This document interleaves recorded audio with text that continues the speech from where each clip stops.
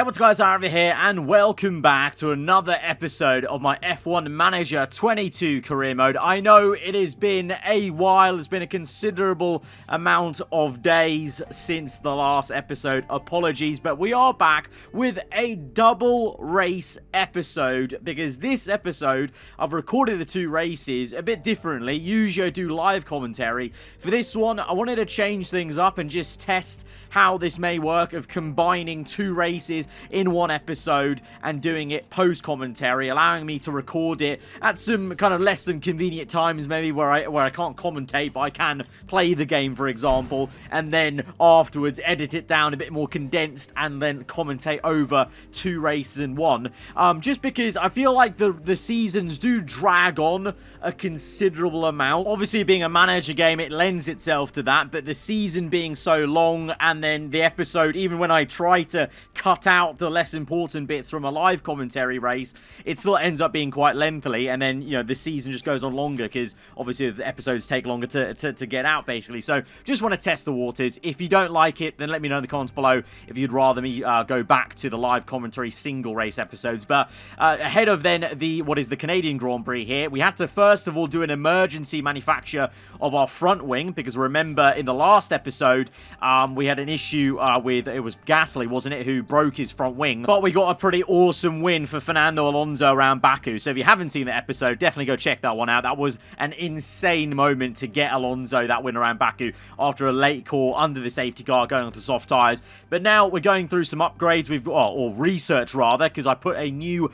rear wing research project on. We've got two other developments ongoing for the current season, but I thought it's time to start researching for other bits and bobs. We've already done one research element, I think it was in the front wing, wasn't it? So we've now got onto the rear wing research, but that was basically the only amount of kind of little research bits I was able to do before we get into the Canadian Grand Prix, as we go on into simulating the entirety of Friday and Saturday. And in Q3, Alonso was able to get a second row third place alongside one of the Ferraris, Pierre Gasly on the third row. The race is going to end up being quite interesting because we've got some rain on the way. So initially I was thinking a two-stop going aggressive. Then I noticed there's actually a lot of rain in the second half of the race. So we're doing a two-stop, but the second stop will actually be onto intermediates, because that's when the rain is going to start to fall. We probably have to do some on-the-fly strategy plays, because the rain is very fluctuating, going from inters to maybe full wets,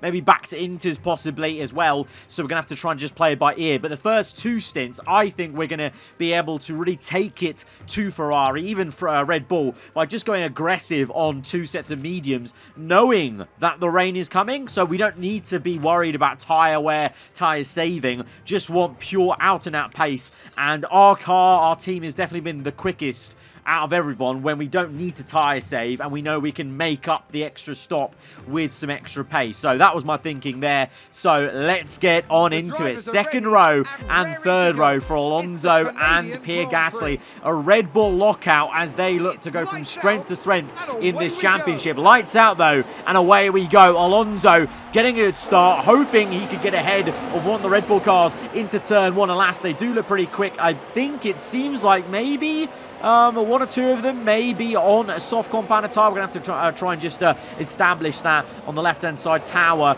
once we get through this first sequence. Alonso having to fight back, actually, Carlos Sainz. Gasly, though, does stay ahead of Leclerc, very firmly, actually. Leclerc in the background there, not even bothering Gasly, so that was quite positive. And this race, depending on how it goes, we could overtake Ferrari in the Constructors' Championship, and we're going to go for it. We want to go toe-to-toe with the Scuderia and establish ourselves as the number 2 team in the championship, because Red Bull, Verstappen, he's got so many wins this season. He seems too strong for us to take on this season. But if we can get in the mixer, annoy him, annoy Perez, and more importantly, outscore Ferrari, I think beating Ferrari this season is a tangible, like, you know, a goal we can actually accomplish, isn't it? We now see Gasly having a go at Sainz. So we've got Alonso now on the back of the 2 Red Bulls, Gasly trying to get Sainz to get up into P4, and by lap 3, Alonso is now pressurizing Verstappen. Surprisingly, Perez is the Red Bull in first place right now, so we're actually taking on the championship leader,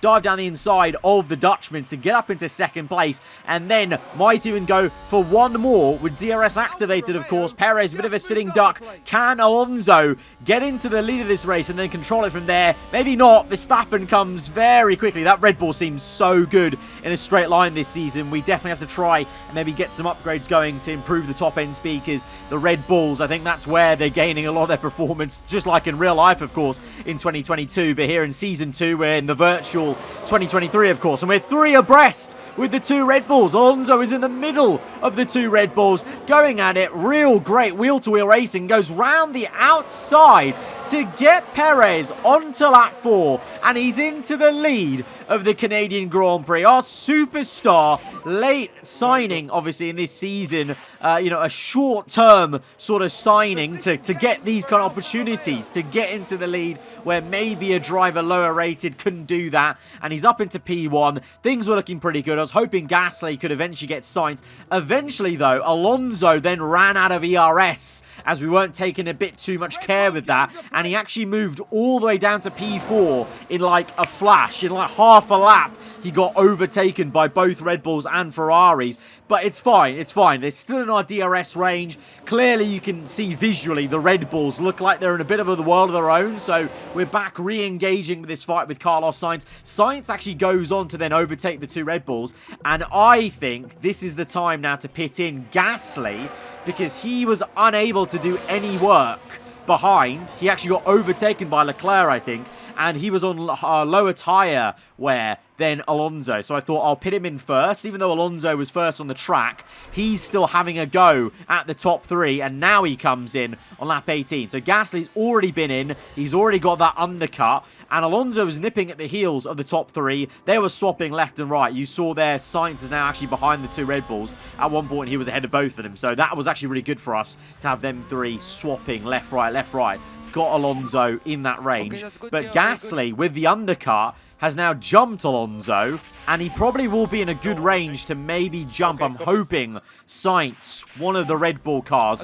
But now we're finding a bit of traffic, but Gasly is making good progress through that traffic, and eventually we're up into P4 now. Gasly catching up to Russell, who's yet to pit. Gasly overtakes him and now runs P3. Leclerc and Verstappen are swapping for first and second. They are yet to pit in this race. So lap 28, Gasly and Alonso have pit. Perez and Sainz have pit. Leclerc and Verstappen haven't. And now the rain starts to fall. So this was a little bit unfortunate, the rain coming maybe slightly earlier than I wanted, or just we didn't catch Leclerc and Verstappen quick enough and they didn't drop off as quickly as I thought, because they were fine going all the way to the wet period, or at least, I think they are going to be doing that, because we come in a lot earlier than them guys. You can see a whole load of us are coming in. We're going to double stack Gasly and Alonso onto intermediates, because I think the rain level clearly got over 1 millimeter on the right-hand side, so it's time to come in for inters. Verstappen and Leclerc are still out there on dry tyres, so I thought, oh, is there a chance to maybe jump them? You know, if we're quick enough and they're slow enough on the dry tyres on a damp track, this could be our chance here. But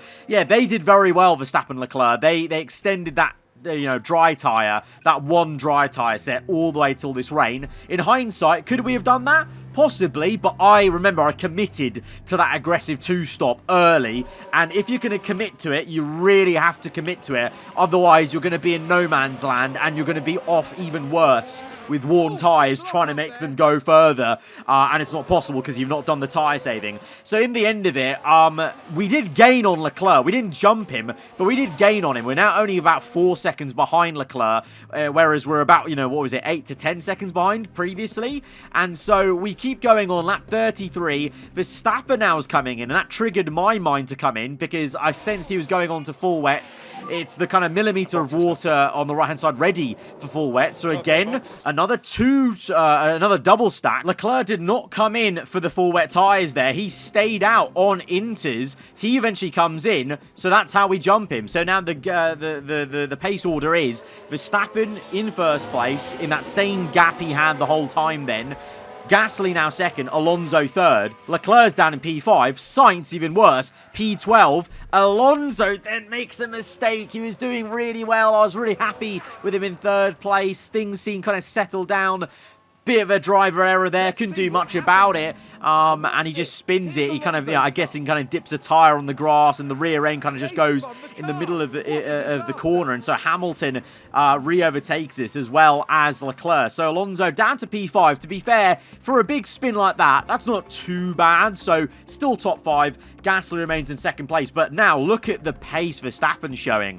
12.5. He's in a world of his own. I'm not even thinking about the win now. Now it's about trying to get Alonso back into the podium position and solidifying Gasly second. I think we can definitely get a double podium here. Then I saw the millimeters of water. They were going down on the graph. It's not quite yet fully timed for inters, but I thought I'd take a gamble and go for inters early and see if we can gain some positions with Alonso in that kind of way. I kept Gasly out on the full wets, and I thought, Alonso, we already lost some positions because of the spin. We may as well risk it going earlier on back onto inters, and it looked like it was going to be intermediates for the rest of the race until the very end where there's another spike of heavy rain. So at this point now, lap 48, I'm now pitting Gasly in, and I'm basically mirroring Verstappen, because with Gasly, we weren't going to gain up to P1, but we weren't going to lose P2, so I thought I'd just mirror Verstappen and just kind of settle down for that. So Gasly's now out in P4. Leclerc and Hamilton, they are yet to pit. They're still on full wet tyres, and we're now only 8 tenths behind Leclerc, so we're going to be massively quick here on the right tyre at the right time, and we're definitely probably going to look to jump Leclerc and Hamilton either on track or once they pit eventually. Alonso going well in P6, good pace, just trying to, chip away at that gap at Sainz, because he's also another person who has not pit onto intermediates, and Alonso does get him eventually in the last corner, and also he will then go on to overtake the Mercedes car of Hamilton. So now at this stage, lap 55, Verstappen P1 still, Gasly still P2, but Alonso, crucially, has made up for that spin, back up into P3. Hamilton, Leclerc, they're staying stubborn. They're still on that same set of wet tyres that us three in the top 3 came off of. So they're kind of sticking with the course, because to be fair, there is more rain on the way. Lap 59, the millimeters of water is going up, and you can see on the graph, there's a big spike of wet weather, then it goes back down towards the end of the race. So it's a tricky situation. You could have argued we could have maybe stayed on inters and stuck it out, but I was afraid of losing out in terms of pace in the same way that Hamilton and Leclerc lost that pace by not coming in. So we've come in, we're mirroring also what Verstappen's going to do, because he's also going to come onto the wet tyres eventually, but I pit in Alonso earlier again just to try and get him the jump a little bit, because it worked quite well for us going on to inters early. So then eventually Verstappen, I think, is going to be coming in on this lap as well, and Gasly definitely we're going to be bringing him in onto full wets, because yeah, the millimeter of water is high enough for sure, and it does look pretty damn damp out there. Alonso now on full wets, catching up to Hamilton again to repass him back up into P3. This Canadian race was basically a show of when the conditions are right and, we don't have any tyre issues and things are going well. Our car is actually very, very solid, very quick. This then became interesting, though. With about 4 laps to go in this race, the track looks bone dry now. I don't know what happened. The sun came out, and the millimeters of water were coming down, and a virtual safety car got called out for an incident. So I thought, hang on, free pit stop here with Gasly and Fernando Alonso, because under virtual safety car, of course, everyone's driving to a delta time, so you can effectively gain some time in the pit stop compared to when you would pit outside a virtual safety car. So I've decided to pit Gasly in under that virtual safety car, and then I thought, screw it, why don't we pit Alonso as well, because we've got the time. Initially I thought I'll just risk it with Gasly because he's got a massive gap to Alonso at the time. But now I'm thinking, I think Alonso's got the pace to re-overtake anyone, even if he falls behind them. So I'll pit him as well for the soft compounded tyre. So now we're underway. We've got 2 laps to go. We've been the fastest cars on track. Verstappen now is coming in with only a lap basically to go when he comes out the pit lane off the full wets. Alonso's just gone and overtaken Leclerc and Hamilton to get it back into P3. So the 2-3 is secure But this made things very interesting at the end, because we were rapid at this point with Gasly and Alonso. But Gasly's obviously got a lot of seconds on Alonso there. You can see the gap is about, 13 seconds between our two drivers. But Gasly is now only about 8 seconds behind Verstappen on the last lap. So we did gain back a bit of time, because at one point Verstappen was like 20 seconds ahead of us. So we did gain a lot of time back on Verstappen with this extra pit stop by just playing it right under virtual safety car. In hindsight, if we'd maybe stuck it out on intermediates that one time we went to wets for like, what was it, like 5-6 laps, maybe we would have had a small chance of going for the win, but it's a big maybe, and in the end, we have to accept that Verstappen, to be fair, was just rapid. He has been so rapid this entire season. But what a race for us. 2-3. Leclerc dropped down to P5. A madness happened at the end of the race with people pitting or not pitting. Ricciardo got P4 in a McLaren, and Sainz was completely out of that race since the beginning when he made that fluff with some extra pit stops. So we have outscored Ferrari, I believe, and we should be into second place in the Constructors. But great to see both our drivers on the podium. Great race for Gasly, who was behind Alonso, obviously, initially at the start of the race, but eventually did seem like the more competent driver over the course of that Grand Prix. But there we are then. We're ahead of the Scuderia Ferrari. We're in second place for the first time ever in this series in the Constructors' Championship. You can see the gap and the pace and points Red Bull have. I don't think they're catchable at all this season, but I think Ferrari is actually a sensible target. It's going to be a target that challenges us because they're clearly very quick still. They've got 2 quick drivers. It's not going to be easy, but one thing that I think we've got over them is that we've got a car that can win races in the right conditions. We've won a couple of races this season. Ferrari haven't won a single race in this season yet. The rest of the wins have been Red Bull, with either Perez or I think mostly or all of them being Verstappen. So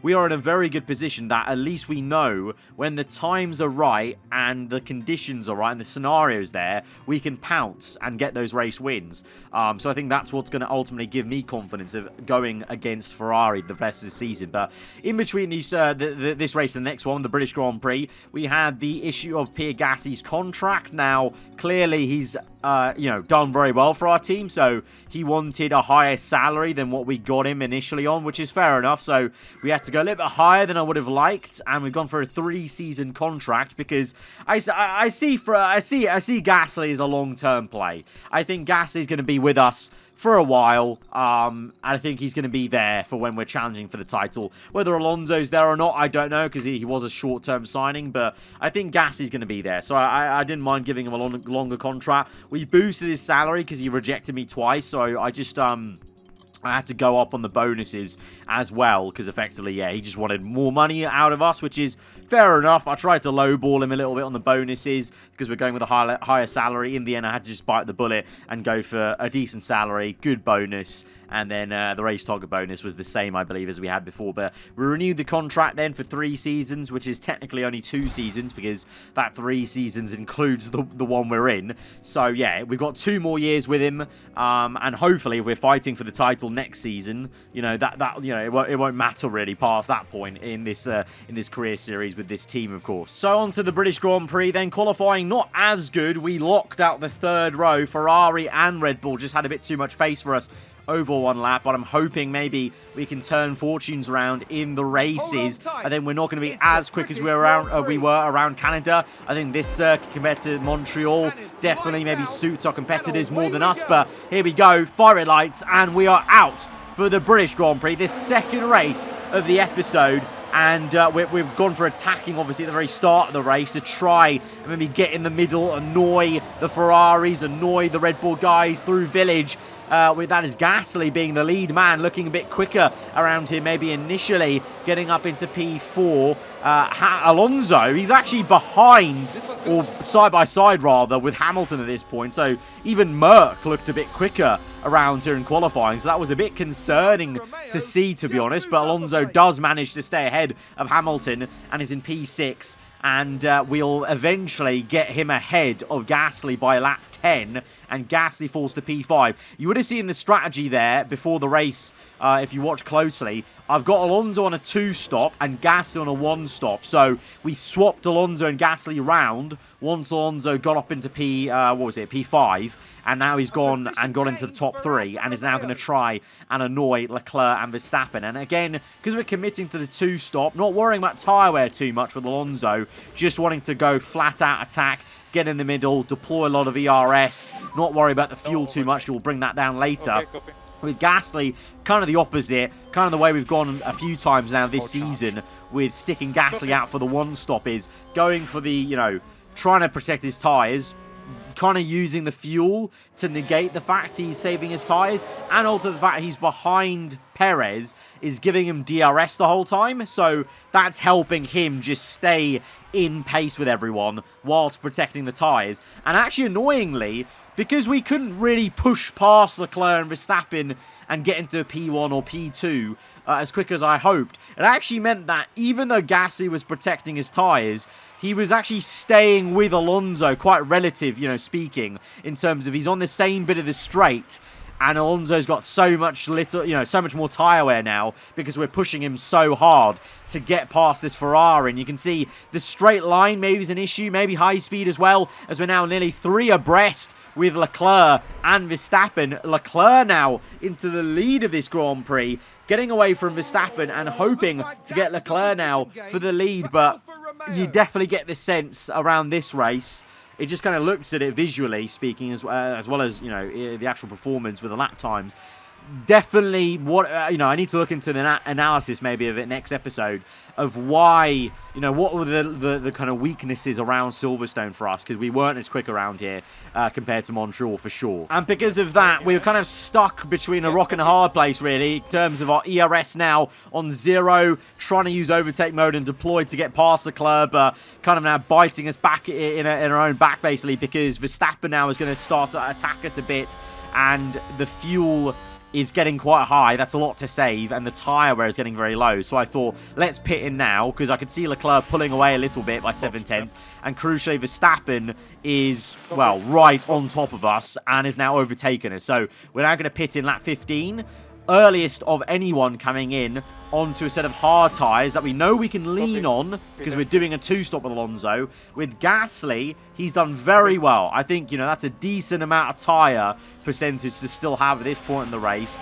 So now with him, we're going to start to push a little bit, because you can see we're not too far away from that one and only pit stop for Gasly. So I start just to up the pace a little bit with Pierre to try and maybe have a go at Perez and keep up with also Verstappen and Leclerc, because I don't have any idea if they're doing a 2-stop or not. But Alonso on the hards, undercut hopefully is going to work here, and so we're pushing flat out with him to make use of the fresh hard tyre to try and undercut him. At this stage, Leclerc staying ahead of Verstappen, you know, under a second to then Perez and Gasly. So the pace isn't crazy from them lot. So I thought maybe all 3 of them were going to do a 1-stop, but now you can clearly see lap 19.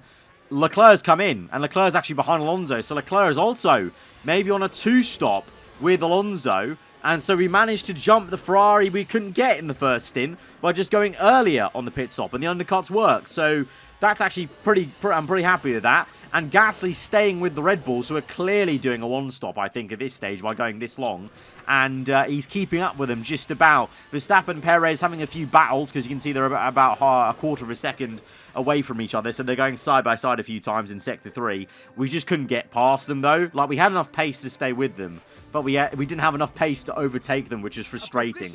Very frustrating. But Alonso gets Lando Norris, who's out there on a 1-stop in the McLaren, so now clean air to chase after and bridge that gap to Russell, and obviously just kind of going as quick as we can to bridge the gap that will eventually be there when Perez, Verstappen and Gasly come in. So we're in a race with Leclerc with Alonso, and then I think we're in a race with Perez and Verstappen with Gasly. So 2 different races going on, and this is what I mean by the side-by-sides. This was literally happening this entire race once Leclerc pit. Like, these 2 Red Bulls were just going at it hammer and tong, and I was left just wanting Gasly to get stuck in with them, but he just didn't have enough pace.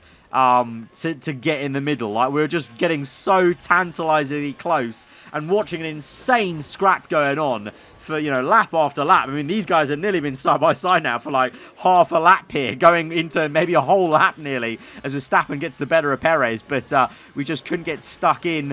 Whether it was also maybe just ERS, we weren't able to harvest as much as I was hoping through the lap, basically, because the harvesting would happen through Village and then into the last 2 corners, and then overtake mode was not as effective as I was hoping off Magnus and Beckett. At this point now, Leclerc is about 1.2 behind Alonso, with better tyre than Alonso, because obviously Alonso has been on these hard tyres for a couple of laps more. So there will be a point where Leclerc starts to close up on Alonso, but I hope by that point, Alonso, ironically, might be coming in for his second stop already. So it's a bit of a cat and mouse game between the Spaniard and the man from Monaco. Now lap 26, Gasly, Verstappen and Perez, we've all pit. Gasly's P5 now, staying in that similar gap, like you can see visually. This is literally the same thing as what we had before, but just now we're all on hard tyres going to the end of the race. Leclerc now leads, so he caught Alonso, overtook him.